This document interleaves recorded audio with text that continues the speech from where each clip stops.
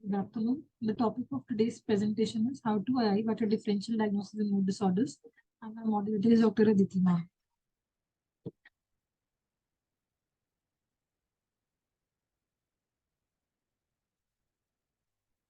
There are many similarities in the presentations of mood disorders that enable the clinician to recognize them despite atypical patterns. This dual capacity of mood disorders to appear both foreign and familiar provides the interviewer with the first inkling that sensitively uncovering mood disorders requires many levels of understanding. Moreover, our ability to do differential diagnosis sensitively and effectively will be directly related to the sophistication that we possess regarding the limitations of whatever diagnostic system we have chosen to utilize. Now, diagnostic systems, validity versus reliability. Validity means it is the ability of a diagnostic system to describe accurately the person or phenomena it is delineating. And reliability means that a diagnostic system be constructed in such a fashion that different interviewers interview the same patient will arrive at the same diagnosis and in a timely fashion. An ideal diagnostic system would exhibit extremely high validity and extremely high reliability while simultaneously being easily completed in an initial interview and easy to learn. Now, construct validity, face validity, and descriptive essence. Construct validity defines whether a diagnostic system appears to be constructed upon previously delineated clinical or design principles that are viewed as being useful by experts and clinicians and logically follow one from the other. A system with high construct validity should adhere to the best advice, evidence base possible at the time of development. Face validity describes the degree to which a diagnostic system or a specific diagnosis within a system appears on the face of it to make sense, meaning do the diagnostic categories and their criteria fit with how patients with these disorders actually present in the real world of clinical experience.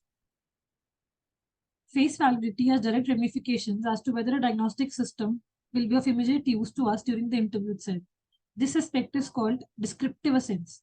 A diagnosis will have high descriptive essence if, as a clinician reviews the diagnostic criteria, the key characteristics of the diagnosis that delineate it from other diagnoses are immediately apparent. And when an interviewer reads or hears the name of the disorder, the diagnostic label clearly suggests the essence of the disorder. Now we'll learn about categorical diagnostic system versus dimensional diagnostic systems. In a categorical diagnostic system, the items, phenomena, or behaviors to be classified and placed into discrete categories. Thus, the resulting disorders are qualitatively different from one another. Thus, categorical diagnostic systems tend to have relatively high reliability, ease of use, and practicality in everyday clinical situations, like the ICD-10. Now, dimensional diagnostic systems view phenomena, symptoms, and experiences as not being easily placed into discrete, unrelated categories. Dimensional systems take into account the difficulty of fitting shifting processes, such as symptoms and behaviors, that do not have discrete borders into tightly delineated diagnostic labels, and that doing so is inherently artificial in nature. But depending upon the number of characteristics, the clinician is expected to explore and the extent to which the interviewer is expected to explore them, a dimensional system can be unwieldy and unpractical. A pivotal step forward in the DSM-5. The DSM-5 remains a diagnostic system that is primarily categorical in nature for ease of use, but it is a system that has added important dimensional qualities. The addition of these dimensional qualities is one of the most significant advances of the DSM-5 from its predecessor, the DSM-4TR. In a sense, the DSM-5 has maintained the ease of use as a categorical system and yet has increased the validity through the use of judicious dimensional criteria. The added dimensionality of the DSM-5 has given it an even higher descriptive sense than previous DSM systems. Now we'll view some clinical presentations and discussions on differential diagnosis of mood disorders. The first case presentation is of Mr. Evans, who is a 61-year-old white single man who retired from a prestigious administrative job at the police department 1 year ago. He is accompanied by his fiancée. With the help, he hopes to open a bar in the next 6 months if they can get a liquor license. Mr. Evans is well groomed and dressed in a simple flannel work shirt and corduroy trousers. He appears very sad and relates, "It seems strange, but I can't really cry." He speaks softly and slowly, taking a while before answering questions, as if the act of thought required immense effort. On occasion, he tries to manage a smile. His eyes study the floor, seldom meeting the eyes of the interviewer. If his fiancée chimes in, "Nothing cheers him up, Lord knows I try, but nothing." Mr. Evans complains of severe depression, of not being able to enjoy anything, sleep disturbances, loss of appetite and libido, and severe loss of energy. In the past 3 weeks, he had held a loaded revolver to his head on several occasions. He spontaneously reports of seeing no future. Before she left the room, his fiancée, although obviously concerned, appeared to be somewhat irritated and commented to the interviewer, "He just won't help himself no matter how much I try to help him." Now, before we proceed to discussion of this case, we'll first study the criteria for a major depressive episode according to DSM-5. Criteria A involves 5 or more of the following symptoms have been present during the same 2-week period and represent a change from previous functioning. At least one of the symptoms is either depressed mood or loss of interest or pleasure. Now, number one is depressed mood most of the day, nearly every day. Markedly diminished interest or pleasure in almost all activities most of the day, nearly every day. Significant weight loss when not dieting or weight gain. That is change of more than 5% of body weight in a month, or decrease or increase in appetite nearly every day. Insomnia or hypersomnia, psychomotor agitation or retardation, fatigue or loss of energy, feelings of worthlessness or excessive or inappropriate guilt, diminished ability to think or concentrate or indecisiveness, and recurrent thoughts of death, recurrent suicidal ideation without a specific plan, or a suicide attempt or a specific plan for committing suicide. Criteria B, the symptoms cause clinically significant distress or impairment in social, occupational, or other important areas of functioning. Criteria C, the episode is not attributable to the physiological effects of a substance or another medical condition. Now, discussion of this case. One of the ways in which we can sensitively explore anhedonia is to discover first what types of activities the interviewee enjoys in general. Questions such as the following can be asked, such as what kind of things do you like when you're away from work? In the past, have you generally enjoyed your work? Do you have any types of hobbies or sports you enjoy? Do you enjoy reading or watching TV? Do you like surfing the web, looking at YouTube or online gaming or shopping? How much time do you spend on social media like Facebook or Twitter? And in the past, have you enjoyed socializing? Now, uncovering the neurovegetative symptoms of depression. The neurovegetative symptoms are the classic hallmarks of a major depressive disorder. When done properly, such questioning powerfully engages the interviewee. It shows the interviewee two reassuring characteristics. Number one, that the interviewer is interested in the individual as a person whose depression affects every aspect of his or her life, and that the interviewer is knowledgeable, as witnessed by the fact that the question seems right on the mark.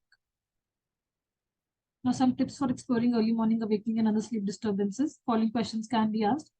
Do you find yourself sort of jolted out of your sleep in the mornings by worries and frets and you can't get back to sleep? Or do you find yourself waking up earlier than you want to and your mind is filled with worries and you just dread getting up, just don't feel you can feel it today? And similarly, we can ask about the libido. It sounds like your depression has really upset your system. Do you think it has also affected your sexual drive? Alternatively, if the patient has been talking at length about the disruption of a romantic relationship by depressive symptoms, one might ask, from what you are saying, it sounds as if your depression has been causing a lot of tension between you and your husband. Do you think it has also affected your sexual relationship? Now, anxiety, which is an important dimensional specifier. In older diagnostic systems, anxiety symptoms and depressive symptoms are viewed almost as separate types of phenomena that clustered into two distinct categories of disorder, mood disorders and anxiety disorders, but now it has become apparent that there is much overlap. From a phenomenological viewpoint, it should be argued that some so-called depressive symptoms, such as motor agitation and early morning awakenings, are experienced by patients as more of an anxious and depressive process. In any case, Many people with depression experience anxiety and vice versa, and the presence of actual panic attacks can significantly raise the risk of suicide.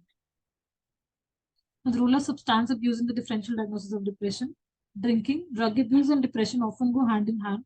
In most cases, these depressive symptoms clear after detoxification, but depressive symptoms can continue up to 2 months after detoxification, with sleep disturbances lasting as long as 6 months. Consequently, from an assessment perspective, when heavy drinking is reported in an initial interview, the validity of the diagnosis of a major depressive disorder is somewhat suspect and may best be viewed as a tentative diagnosis or rule out diagnosis. A true major depression is more likely if there is a clear-cut evidence of depressive symptoms before the onset of sustained drinking. Now we'll proceed towards bipolar 1 disorder. Bipolar 1 disorder consists of one or more major depressive episodes with at least one full-blown manic episode at some point in the history, or a patient who presents slowly with a single episode of mania. In bipolar 1 disorder, the mean age of onset for the first manic, hypomanic, or depressive episode is around 18 years of age, but early age adolescents may show some manic symptoms. Mania can first appear at age 50 as well. Late appearing mania should alert for disease states related to structural damage to the brain, as its frontal lobe tumors or degenerative processes, which are neurocognitive disorders that happen impact more on behavior, personality, and language. This is the diagnostic criteria for bipolar 1 disorder. For a diagnosis of bipolar 1 disorder, it is necessary to meet the following criteria for a manic episode.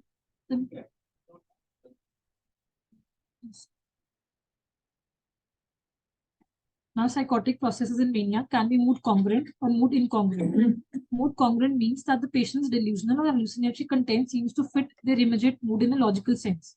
Thus, mood congruent delusions in a depressed patient tend to be of a depressed nature, such as guilty concerns, death, self-loathing, etc. And mood congruent psychotic processes during a manic episode suggest themes of grandiosity, remarkable powers, identifying as an extraordinary historical figure or religious figure. In contrast, when patients have mood incongruent psychotic processes, the hallucinations and delusions do not fit the mood or are unrelated to the patient's mood state and are possibly bizarre or paranoid in nature. Now, cognitive deficits in mania. If a manic patient becomes seriously sleep deprived as well as dehydrated and physically exhausted by manic overdrive that may stretch for weeks, they can present with a delirium accompanied by all the cognitive dysfunction typical of a delirious state. On very rare occasions, serious cognitive dysfunction and frank confusion can occur as a typical part of a person's manic presentation. This is a case 2. Danny is an 18-year-old high school senior, second generation Latino, whose dad is the principal of a local middle school. Danny has always been an excellent student and is active in community service. Of his many accomplishments, he is proudest of his being part of an environmental group that helped to revitalize a park area for the inner city, a project that received note in the official record of the House of Representatives in the home state. Throughout his life, he has always enjoyed people and has been fascinated by various aspects of life, from a boyhood crush on Shakira to computer programming as a adolescent. At 8 years old, he developed severe OCD. His mother commented, "He's always been a really intense kid. I just wish he did not take things so seriously." For many years, he experienced what were believed to be reactive depressive symptoms in relation to the great difficulties caused by OCD. But in high school, the depressive symptoms became much more striking. His angst became so great that his therapist became concerned about suicide.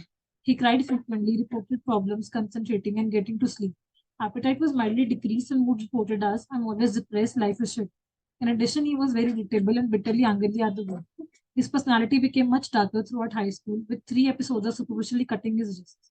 Despite a very good relationship with his parents, he could become hostile and dramatic with them. One time, when asked about having just scratched his wrist by his parents, Danny startled his parents by yelling loudly and angrily, "Just want to see my blood, I'm in so much pain." Now, this is an example of a bipolar 1 disorder with mixed presentation. During a mixed presentation, individuals can experience rapidly alternating moods such as sadness, irritability, and euphoria. Such patients can also experience agitation, irritability, anger, insomnia, and appetite dysregulation, and may show psychotic or suicidal thinking. So, in contrast to DSM-4-TR, the DSM-5 does not make it necessary to meet the criteria for both mania and a depressive episode simultaneously in order to make the diagnosis of a mixed bipolar disorder.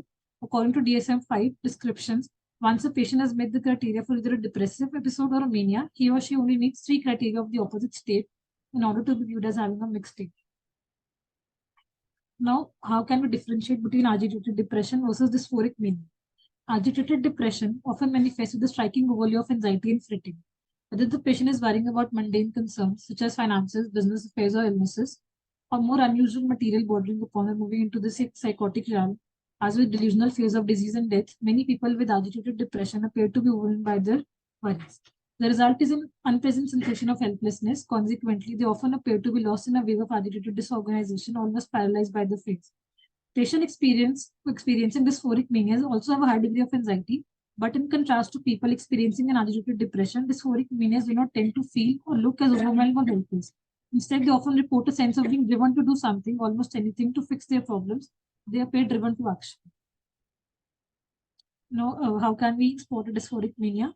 The prominent presence of an anger, the intensity of the patient's depressive angst, and the discordance between the severity of the patient's angst and the relative mildness of the patient's neurovegetative symptoms.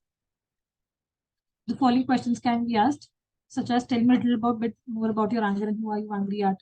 How often in a day do you feel irritated or angered by the things people do? Do you think the world is fair?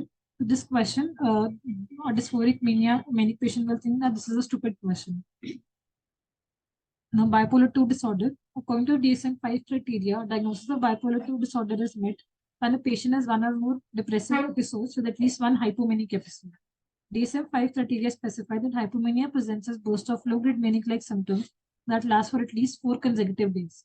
Hypomanic symptoms from manic symptoms are separated on the basis of the disruptive severity and the duration. In hypomania, the manic symptoms are not severe enough to cause marked impairment in social or occupational functioning, nor are they severe enough to necessitate hospitalization. In addition, the presence of any psychotic process rules out hypomania and requires a diagnosis of mania. And moreover, in true mania, the symptom must be present for at least 1 year. This is the criteria for hypomanic episode. Now, substance or medication-induced bipolar and related disorders. Medications other than antidepressants or other psychotropic medications have been shown to occasionally unleash manic-like symptoms and or suicidal ideation or violent ideation. Although definitive research is ongoing, offending agents may include amantadine, which is used to treat Parkinson's disease, isotretinoin, which is commonly used to treat acne, varenicline, which is used to stop smoking, and steroids, which is used to treat variety of illnesses and as an adjunctive agent by athletes and bodybuilders.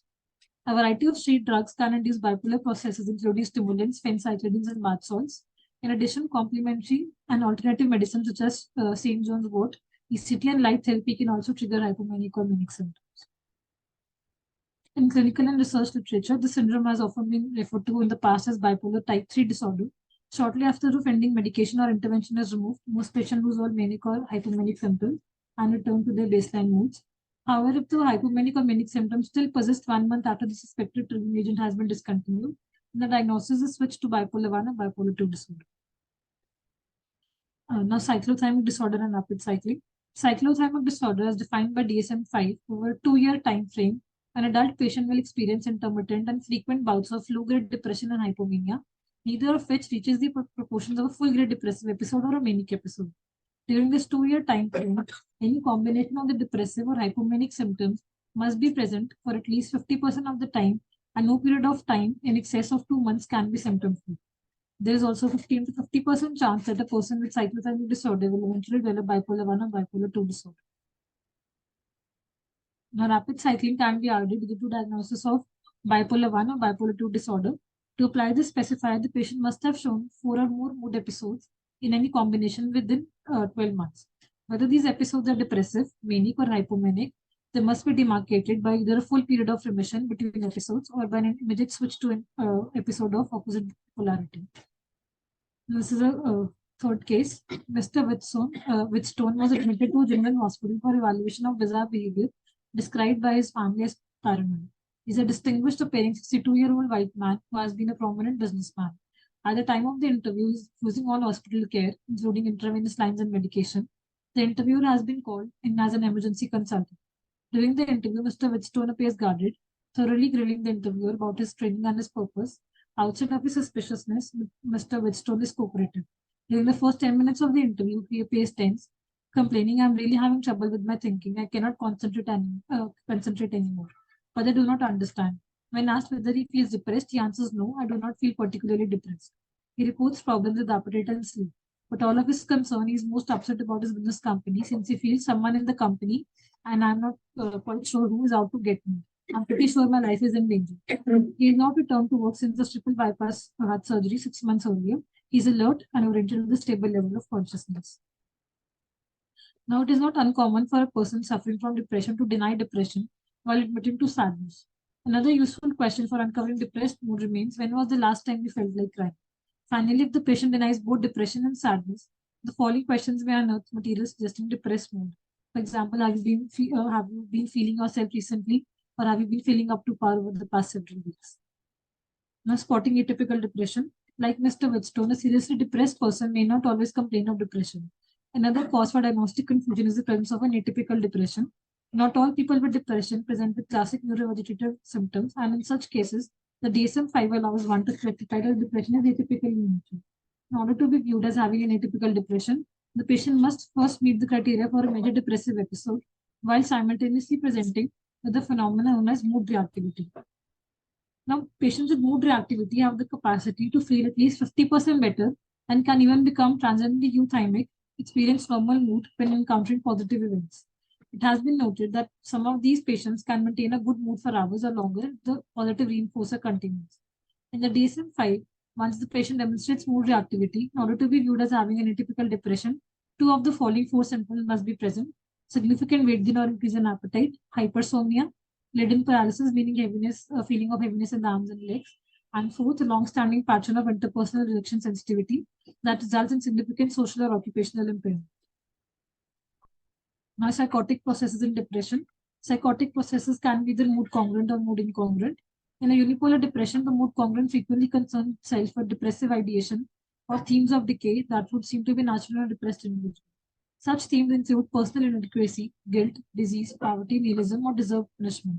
Mood incongruent delusions or hallucinations are more bizarre or peculiar and include phenomena such as paranoid delusions, demon possession, thought and social delusions of control, and other themes not necessarily related to depressive ideation. Now, ruling out non-psychiatric biological causes of depression. In relation to organic precipitants of depression, it is important to stress the need for asking questions about both the over-counter medication and the prescription medications. A brief list of medications that commonly affect mood disorder include cimetidine, propranolol, methyl-dopa, reserpine, amantadine, steroids, birth control pills, and opiates. Thiazide diuretics can also cause depression by altering the electrolyte balance.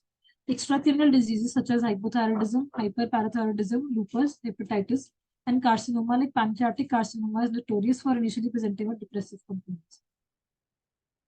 Looked at more systematically, it has been Anderson has separated the organic causes of depression into 6 categories, including drugs and poisons, metabolic and endocrine disturbances, infectious diseases, degenerative diseases such as multiple sclerosis, neoplasms, and miscellaneous conditions such as chronic pyelonephritis and Meigs disease. Now, the fourth case presentation. Miss Wilkins enters the outpatient office with hesitant steps. Her patterned blue dress is faded and wrinkled. She's a 26-year-old white single woman who reports, "I feel horrible. I'm so very depressed. Last night I was thinking of maybe killing myself." She reports numerous neurovegetative symptoms of depression, such as sleep disturbances, decreased energy, decreased libido, and increased appetite. She reports, "I've been depressed for years." She truly appears very sad. As the interview proceeds, the interviewer feels a deepening desire to help as well as an increasing concern. There is also an angry quality to Miss Wilkins, as she relates, "My best friend is also a snob. I cannot believe I trusted her." Miss Wilkins denies concrete suicidal or homicidal ideation at the time of interview, stating, I'm feeling in control now." She wishes to have both medication and psychotherapy. Now, the need to determine the persistence of depressive symptoms and how to do it. From this dialogue, it becomes apparent that Miss Wilkins is probably not currently experiencing a sustained depressive episode. This above dialogue emphasizes 2 points. Detailed history of the present disorder should be carefully elicited. In this exploration, the interviewer should pay particular attention to both the time course and the duration of the symptoms. And second, one should rigorously evaluate whether the depressive symptoms are sustained or whether they fluctuate towards normal. Now, red herrings, it is a term used for mimicry, disorders that mimic major depressions. No matter how severely depressed a person looks, the diagnosis is not always that of a major depressive disorder. With this in mind, when the interviewee complains of sadness or depression, the following diagnosis should be considered in addition to a major depression or a bipolar disorder: persistent depressive disorder such as dysthymia, cyclothymic disorder, borderline personality disorder, other personality disorders such as histrionic personality, narcissistic personality, avoidant personality, dependent personality, or obsessive compulsive personality. Alcohol or drug abuse, adjustment disorders with depressed mood, medical etiologies of depression such as hypothyroidism, and weak codes such as marital problems or housing and economic problems. Now, ruling out peripartum depressions, grief, adjustment disorders, and weak moods. Women who develop postpartum mood disorders may have had significant mood disturbances during the pregnancy itself. True postpartum depression is more severe than the normal moodiness postpartum mood seen in many women following birth. Postpartum depressive episodes can evolve into bipolar disorders and mixed states, including psychotic processes. Now, grief, normal grief, the depressive symptoms are less persistent and consistent than in a major depressive episode. In normal grief, it is common to see wave-like pangs of grief as the person is reminded of the decades. Now, a weak code is a situation or a life stressor that is playing a significant part in the person's current difficulties and warrants attention from the clinician. Weak codes are not mental disorders.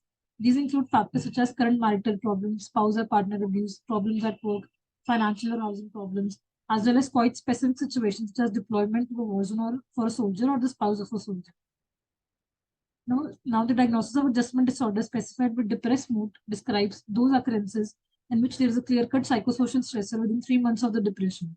These disorders are viewed as exceeding normal response by either the distress being markedly out of proportion to the experienced stressor, or there is significant impairment in social, occupational, or other areas of functioning. But if there is a clear-cut stressor within the specified time frame, and if the criteria for a major depressive episode are fulfilled, then the diagnosis of adjustment disorder is no longer applicable, and the diagnosis of major depressive disorder should be made. Thank you. These are my references.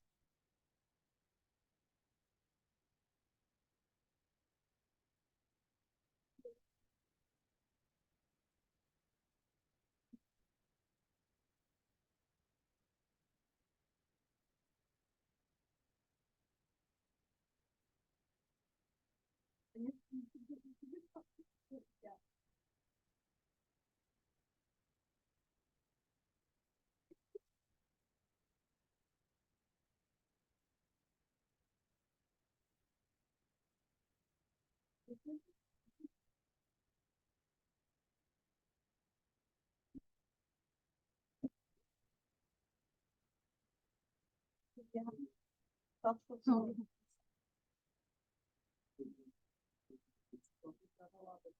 how to arrive at a differential diagnosis of mood disorders.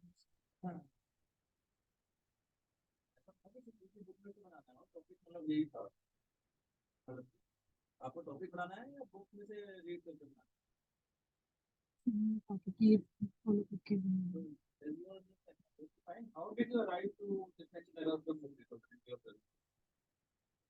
So, like so differentiating between agitated depression and dysphoric manias, differentiating so between cyclothymic disorders and bipolar disorders, some various personality disorders.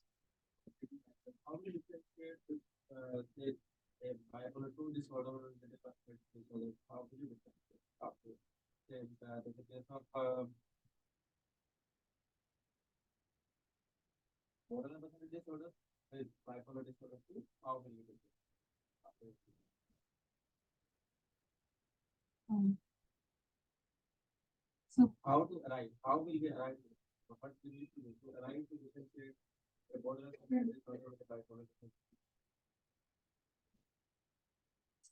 um,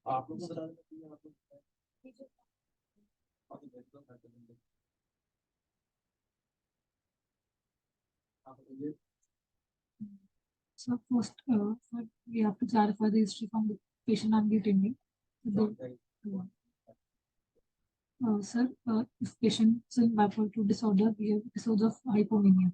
So the we have so the patient will give an account, attendant will give an account of hypomanic episodes. The patient feels overwhelmed. He's spending more than usual. He's irritable during that period of time.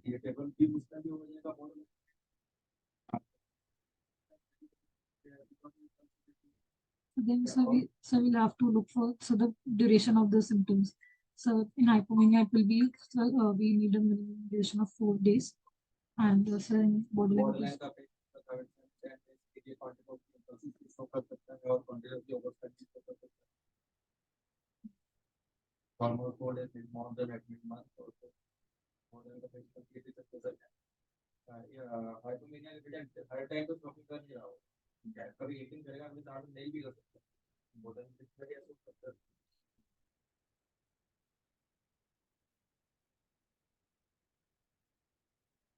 So we look at the neurovegetative symptoms such as the appetite and sleep of the patient.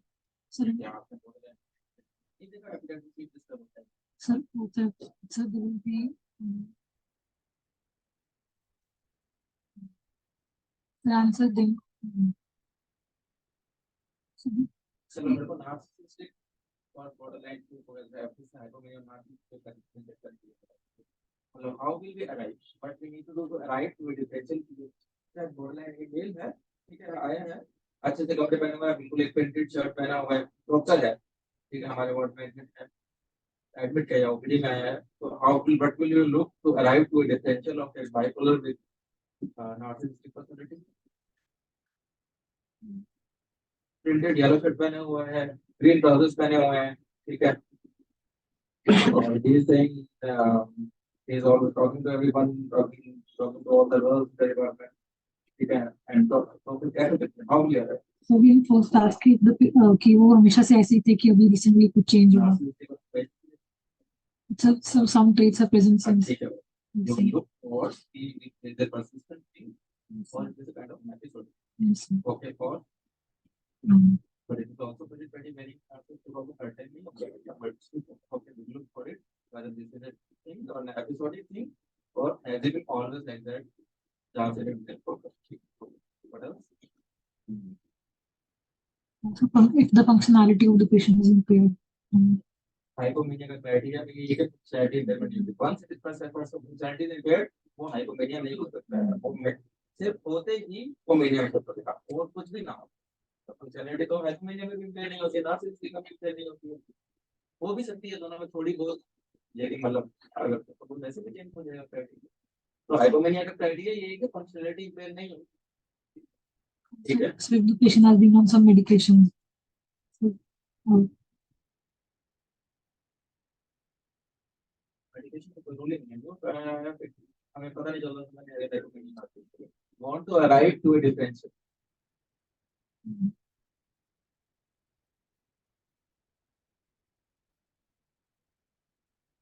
they do mention that what is this note I don't know person who's irritable also is not good by nature. So this is slang. So, right you don't know what is note so I have to so many note but use the term when you do not know it you need to copy for something I do not know what is note वो कैसे बनाया नहीं sir ठीक है बेटी आप लोग ठीक हो मेरे को नहीं पता why do you need to copy the term as it is divide the term which is more and if you will copy same to same case for the presentation it is you are not supposed तो आप अपने thesis present करो आपने वही English term use करके English name use करके उनका बिल्कुल एकदम कॉपी कर लिया referencing this is parallelism okay this is not a referencing आप तो वो बुक रेफर करने को कहा था अपनी प्रेजेंटेशन बनाने के लिए take help from that book that's a good guide but you cannot copy the whole chapter and put it in your presentation that is to apply this to reference करने को कहा था अप्लाई दिस करने को थोड़ा कहा था पूरा का पूरा आपने वो बुक का चैप्टर ही शायद मेरे को लगा कॉपी पेस्ट कर दिया है और आप उसको रीड करे जा रहे हो monotonous tone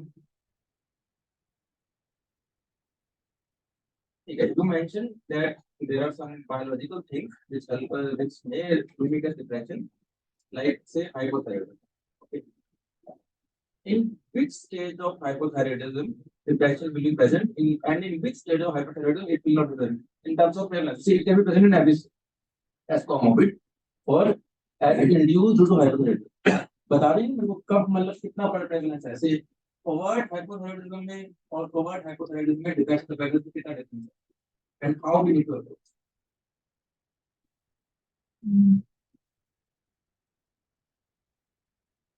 family issue. So, how we arrive to difference कब हम देखेंगे कि हमें क्या थायराइड का क्या आपने तो कहा कि हाइपोथायराइडिज्म से डिप्रेशन में होता है तो हम पता कैसे चलेगा कि डिप्रेशन ट्रू डिप्रेशन है या हाइपोथायराइड वाला डिप्रेशन है पता कैसे चलेगा can hypothyroidism cause manic episode yes. This stage of common and what it is called a high the manic episode called by caused by hypothyroidism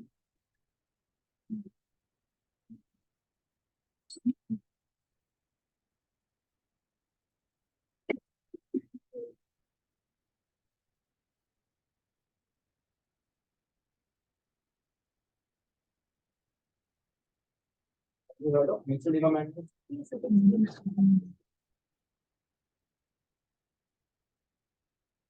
Okay. When will you order? When you will like to describe? When you will like to investigate for cortisol levels in a case of uh, say any case if you are suspecting bipolar? What will you look for so that you will like to? हम तो routine में नहीं करते हैं cortisol level कब आप करना चाहेंगे? That is what I was looking for. कि हम differential levels होते हैं क्या क्या होते हैं और हमें कैसे उसका arrive होना है. What I was looking for in this. Okay.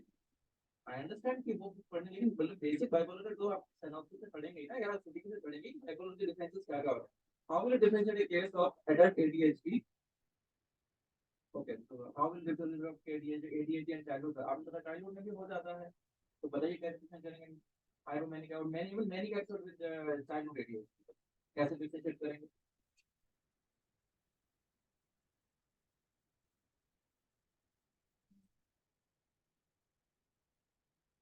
Childhood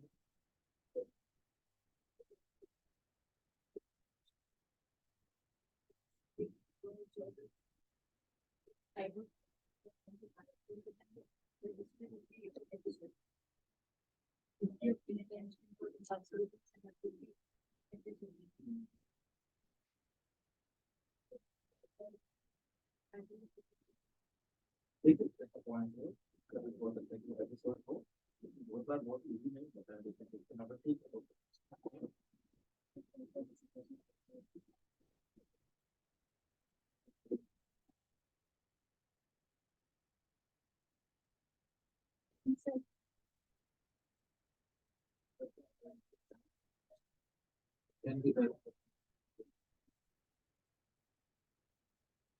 very difficult at times. Okay, there is not easy certain. And some still longitudinal course like other longitudinal course is very in making any kind of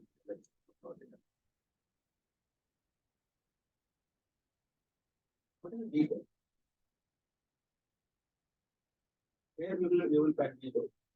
Have you ever seen your MBA or the preparation? Have you ever what is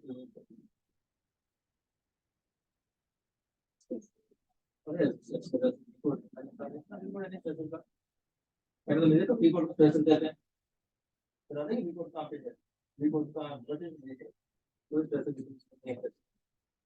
We could visit present. कहाँ mention है हमारी अगर B code है ना तो आपको refer करना पड़ेगा आप कहाँ से कौन से बी कोड की बात कर रहे हैं आईसीडी में मेंशन है बी कोड ओके उसी के लिए बेस पे बोला है बी कोड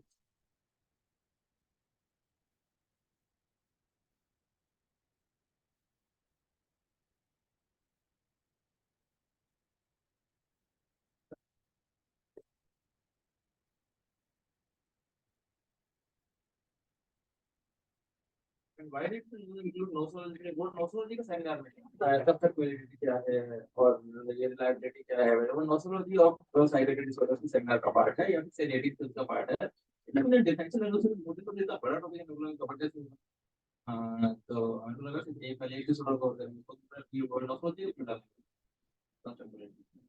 ये भी उसी बुक के चैप्टर में है क्या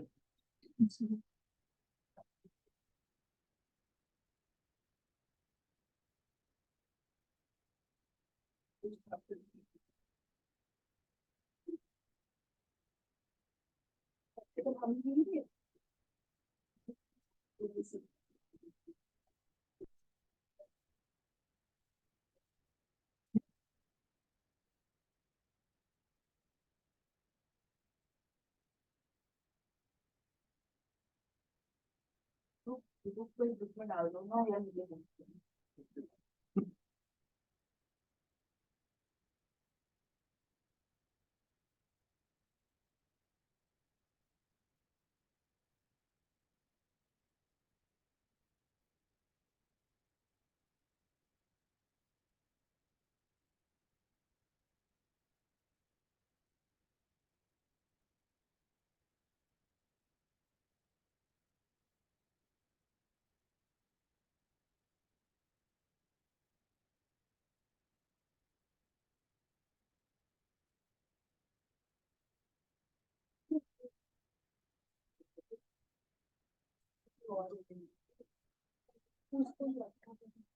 उनकी तो presentation जो भी है, I don't know, लेकिन वो आप बुक को रेफर कर सकते हैं, but topic will not supply it.